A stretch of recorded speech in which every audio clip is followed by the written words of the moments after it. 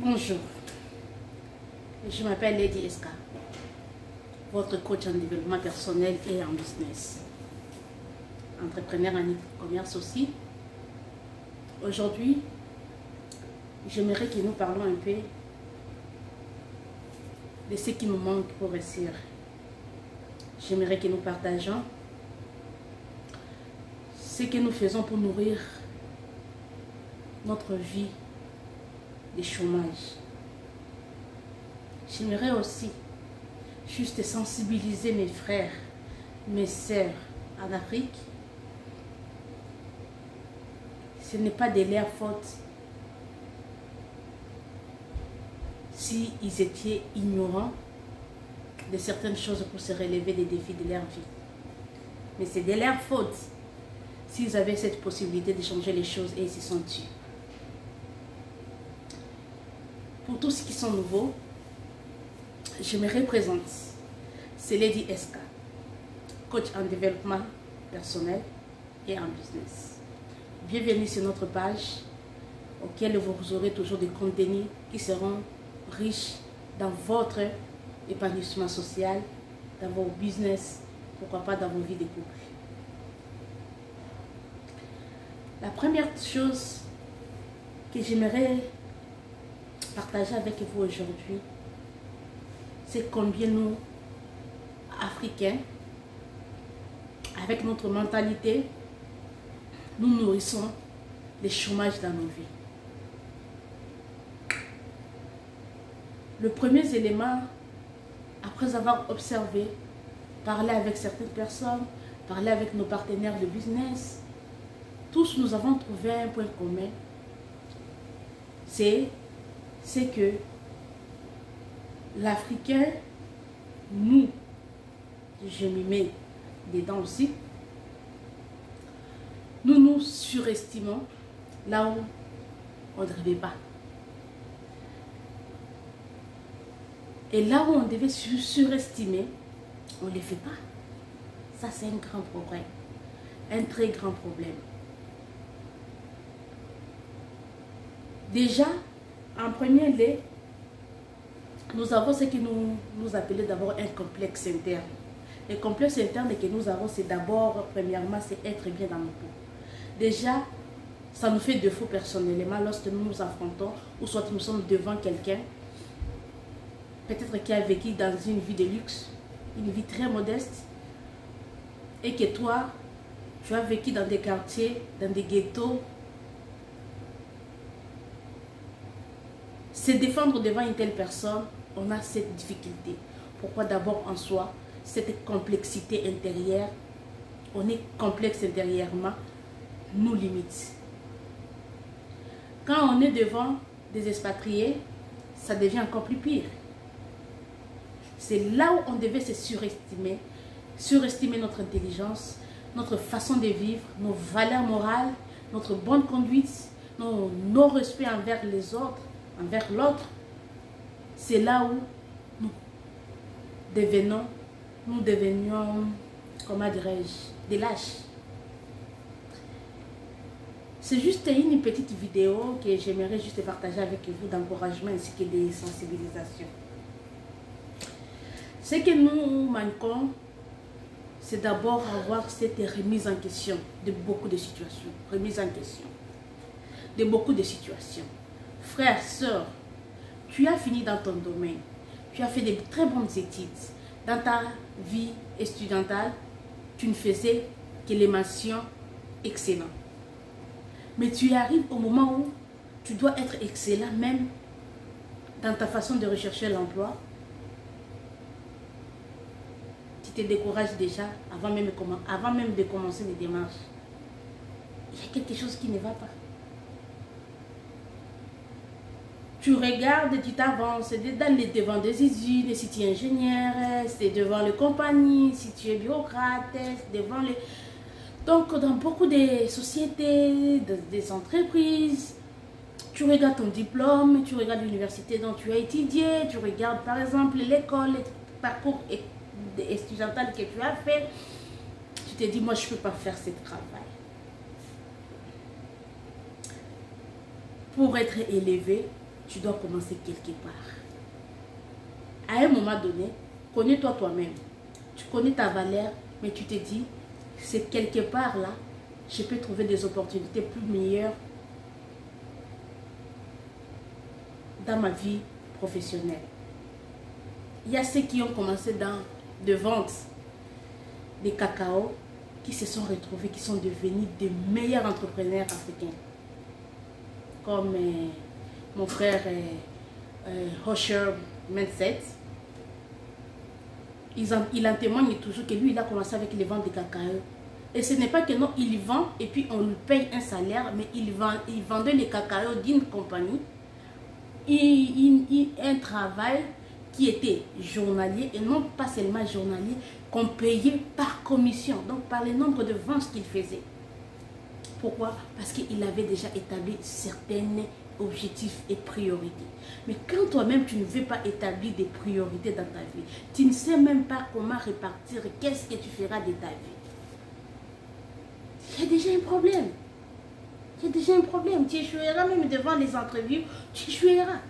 Parce que tu ne sais pas qui tu es. Moi, je me rappelle lorsque je suis arrivée en Occident, précisément, je peux dire au Canada, la première question qui m'avait plus étonnée, et j'avais échoué dedans, c'était à l'entrevue. On m'avait posé la question, comment tu peux te décrire? Quelles sont tes qualités et quels sont tes défauts?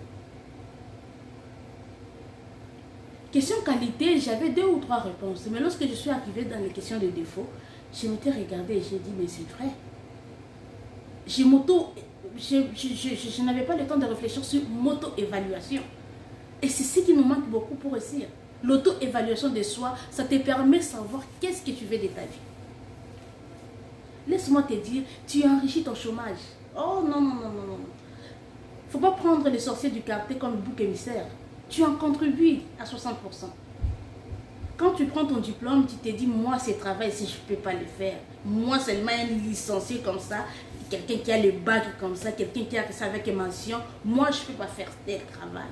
Oh oui, monsieur, tu ne peux pas faire tel travail, mais tu resteras toujours l'esclave moderne des recherches d'emploi, de rester dans des lettres de gélonnaire, et pour ton gélonnaire là, restera toujours dans les archives des machines, des chiquets, des compagnies. Oh oui, bien sûr, nous déchirons beaucoup de CV.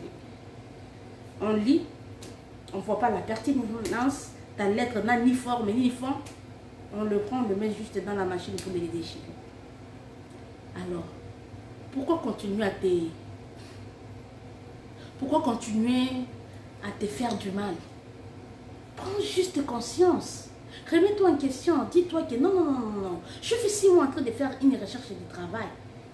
Laisse-moi maintenant faire, créer quelque chose qui m'aidera à s'en sortir. Tu es un papa qui te donne le fait pour mettre les fonds, pour mettre la boutique devant la porte.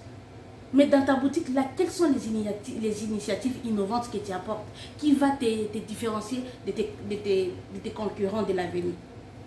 Tu as une boutique dans ton quartier. 2 fois, trop copier te fait disparaître dans le domaine des affaires. Tu veux copier. Oh, tel avait mis sa boutique la couleur vert. Et cette couleur verte devant sa porte des boutiques là, ça amène beaucoup de clients. Ouf. Innove quelque chose, apporte quelque chose qui sera nouveau, qui va t'identifier. Cette innovation-là, ça sera comme ta signature à toi. Lorsqu'on saura que non, non, non, non, chez telle personne, il y a ça, ça, ça, ça. Ça t'identifie en fait, ça t'identifie. Dans tout ce que tu fais, ça t'identifie. Mais lorsque tu veux garder ton diplôme, pour finir tes chaussures dans des transports, dans des motos, pour aller écrire j'ai l'honneur. Oh monsieur, tu attendras beaucoup.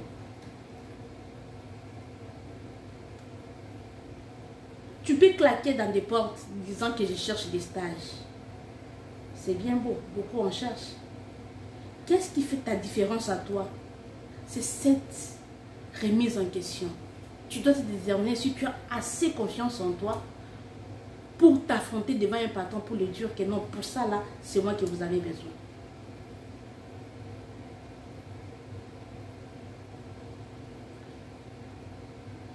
J'étais en Afrique il y a cela 3 ans.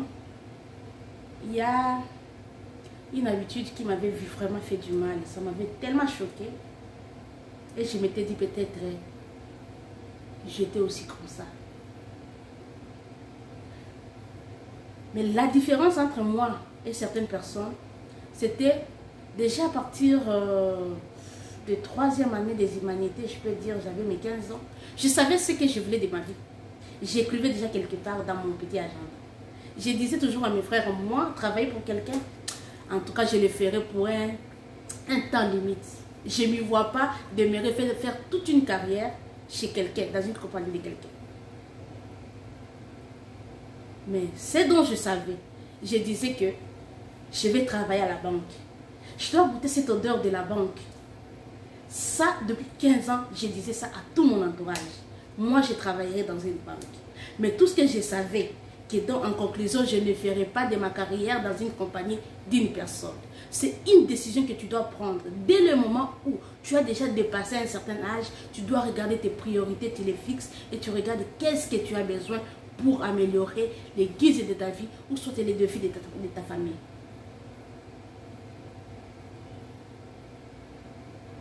Et un jour, j'étais engagée dans la banque, précisément dans le département des cartes de crédit. Je suis restée et je me suis dit, c'est une de mes rêves qui vient de s'accomplir. Je n'avais pas traîné, j'avais fait 6 mois ou 7 mois et j'ai quitté. Pourquoi? Parce que juste j'avais accompli cette rêve-là. Mais je m'étais dit, non, moi je ne travaillerai jamais pour quelqu'un. Je ne veux pas un patron qui va me casser la tête. J'aimerais être créateur d'emploi.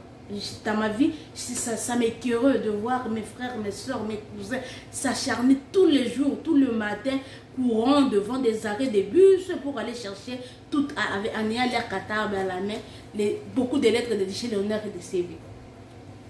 Il y a un problème. Rêve grand et tu les deviens.